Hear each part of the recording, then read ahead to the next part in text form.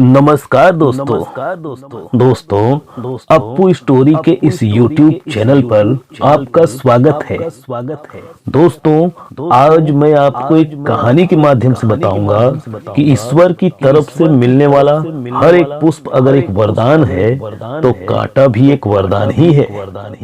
समझो मतलब अगर आज आपको सुख से आप सुखी हैं तो कभी दुख आए, विपदा आए, अड़चन आए तो घबराना नहीं चाहिए।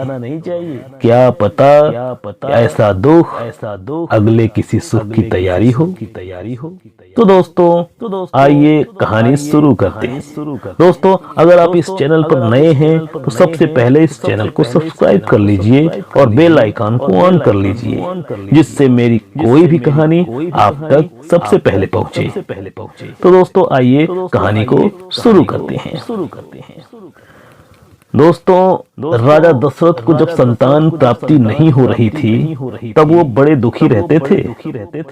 पर ऐसे समय में उनको एक ही बात से हौसला मिलता था जो कभी उन्हें आशाहीन नहीं होने देता था। तो वो बात थी इस हौसले की वजह थी कि किसी ऋषि मुनि या देवता का वरदान नहीं था उनके पास, बल्कि श्रवण का श्राप था। दशरथ जब दुखी होते थे तो उन्हें श्रवण के पिता का दिया गया श्राप याद आता था।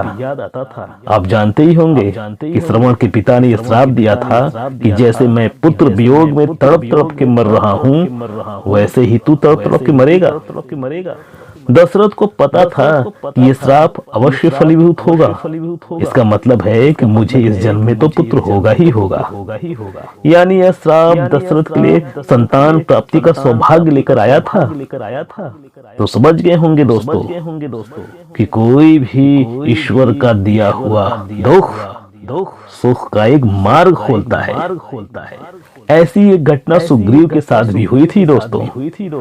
सुग्रीव जब माता सीता की खोज में वानर वीरों को पृथ्वी की अलग अलग दिशाओं में भेज रहा था तो उसके साथ साथ वह यह भी बता रहा था उस दिशा मुझसे क्या मिलेगा और किस दिशा में तुम्हें जाना चाहिए, वहां तुम्हें क्या दिखाई देगा। प्रभु श्री राम सुग्रीव का ये भौगोलिक ज्ञान देखकर बहुत आश्चर्यचकित थे। उन्होंने सुग्रीव से पूछ ही लिया कि सुग्रीव तुमको ये सब कैसे पता। तो सुग्रीव ने उनसे कहा था कि मैं बाली के भय से जब मारा फिर रहा था तब पूरी पृथ्वी पर कहीं शरण नहीं मिली और इस चक्कर में मैंने पूरी पृथ्वी का छान मारा और इसी दौरान मुझे सारे भूगोल का ज्ञान हो गया। सोचिए अगर सुग्रीव पर यह संकट न आया होता तो उन्हें भूगोल का ज्ञान नहीं हो पाता दोस्तों, और सीता का खोजना भी कितना कठिन हो जाता। इसीलिए कहा गया है अनुकूलता भोजन है तो प्रतिकूलता विटामिन है। प्रतिकूल परिस्थितियों से कभी नहीं डरना चाहिए। तो संभवतः दोस्तों आपको ये कहानी अच्छी लगी होगी। अगर अच्छी लगी है तो चैनल को सब्सक्राइब करना नहीं भूलिएगा। नमस्कार दोस्तों।